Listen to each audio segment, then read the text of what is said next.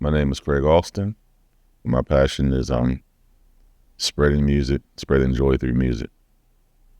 Okay, so first of all, how I became interested in music, and this funny story, everything kind of just happened organically because at the beginning of my life when I was coming up, I was a visual artist, so I thought that's what I was going to be doing. So thought I was going to be painting, drawing, sculpting, or architect or something like that. And my mother said, well, do you want to join the band? I said, well, all right.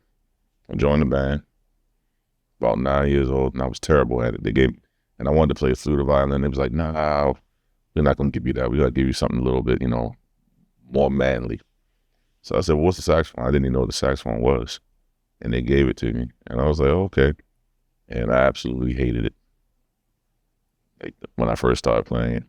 But I started taking interest in the other instruments. When I saw like a trumpet, I was like, oh, it only has 3 valves. That's got to be easier, but not necessarily.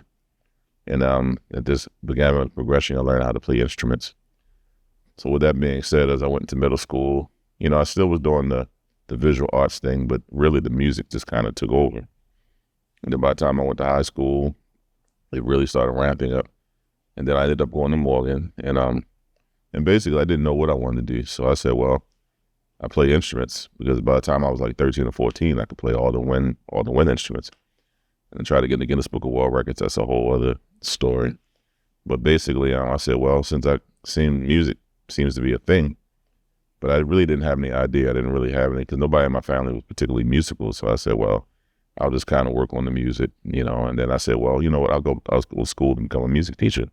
So I enrolled at Morgan State University to be a music teacher.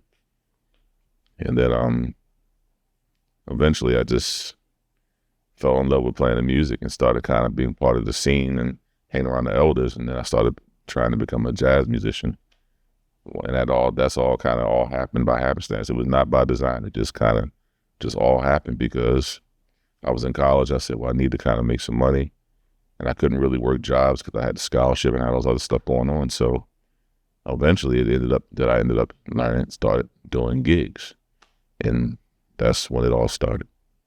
I had joined the Morgan State Jazz Combo spring of '94, and we were doing a bunch of shows. We did some shows at this spot called Benny's. It used to be at the bottom of like Charles and 27th Street, and the owners and stuff, they took a liking to me. They was like, he's got something. So they was like, you know what, let's just give him a chance. And I started kind of doing gigs there, and then started doing gigs at the Sportsman's Lounge, just trying to learn and get my feet wet, but I still didn't know anything about anything, but people willing to take a chance on me to give me an opportunity to play more, to kind of work things out. It's a funny story because I came in one day and Melvin Miles, the band at the time, Melvin Miles, now he's Dr. Miles. He looked at me. He said, yeah, you ready? He said, you got a suit? He said, come on. So we ended up playing this jazz festival in Columbia at this mansion that they used to have, this jazz festival, this mansion. And I'm sitting there playing my very first gig ever. Didn't know anything. I'm just kind of reading tunes down. So we're playing this tune, Sugar by Stanley Turrentine. And I close my eyes and I don't know what I'm doing. Then I open my eyes up and Stanley Turrentine is standing like 20 feet in front of me while I'm playing. So they pulled me over to the side. Oh yeah, the key to this? Oh man, you got a nice sound. You know the key to this? And it was like he was speaking a different language to me, because at that point I didn't know anything. I was just fighting, just trying to learn and understand and figure out what was going on. He was breaking the theory down, but at that point, I knew basic theory, like basic harmony, like major, minor, stuff like that. But I didn't know anything about modes or any of that kind of stuff. So he was actually kind of really breaking it down, like theoretically, like, yeah, sharp 11s, 13s, and all this stuff. And I'm just like he's speaking Korean to me. It's like, I don't know what he's talking about. But he was so nice and he was so gracious, and he was warm and he was encouraging. So just like anything else, there's theory and background behind everything. So within music,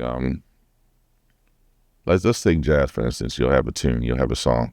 You'll say, okay, this is the song. And let's say you have a sheet of music, a lead sheet or whatever. And it's basically like a map. So when you look at the key signature, time signature, it tells you what time the signature is, how many beats per measure, and it tells you what key you're in. And then you have chord changes, and the chords help you to outline the chords. So it might be say something like E flat major 7. So you'd be like, okay. So you can base it off triads, what we call like, 3 or more notes, harmonies, 3 or more notes. So that helps us to kind of get a basic blueprint of what's going on. But when you're looking at the sheet from the beginning to the end, that's the basic roadmap, that's the form. And different songs have different forms. It may be AAB, AABA, AABC. It can be anything. But basically, when we're improvising over a song, the song is just the vehicle. That's the vehicle in which to improvise over. So a lot of times in jazz, what we do is we'll play what we call the head or the melody, and then we'll play that through maybe a couple times, and then it'll open up for people to solo. You get kind of listening out, because the whole thing about music is a gigantic conversation. It's not just like I'm speaking and waiting for you to speak. We're all kind of speaking together. So when you listen to like a lot of these musicians and the greats play, they're having a conversation together. When you listen like Miles Davis Quintet, especially when you listen to like Ron Carter, when you listen to like Paul Chambers and Jimmy Cobb and Wynton Kelly and all of them, and Miles and Train, they're all bouncing off each other, so they're reacting to each other. So it's a gigantic conversation going on all the time. Meanwhile, the song is the vehicle in which they improvise over. They follow the chord structures, they follow the form, and there's different rhythms that help you do this. And then when we get to the end of the song, when everybody's finished, we want to draw it to a close, we go back to what we call the head, which is the beginning of the song. We state the melody again and take it out.